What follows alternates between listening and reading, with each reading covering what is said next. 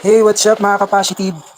Alam nyo ba na pagkatapos ng trabaho, mahalagang maglaan ng oras para mag-relax at ma-recharge para hindi tayo ma-burnout. Alam ko naman po, alam nyo to mga kapasitive. Kaya ito ang ilang epektibong paraan at uri ng relaxation na pwede nyo magamit para makapagpahinga depende sa mood at lifestyle mo.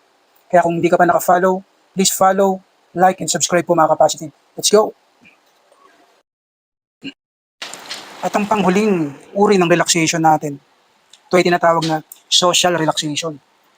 Makipagkwentuhan kasamang pamilya o kaibigan. Kahit simpleng kwentuhan lang, nakakagaan ng loob. Pangalawa, mag-video call sa mahal sa buhay. Para sa malayo, magandang paraan ito para mag-unwind emotionally. At pangatlo, join hobby groups or classes.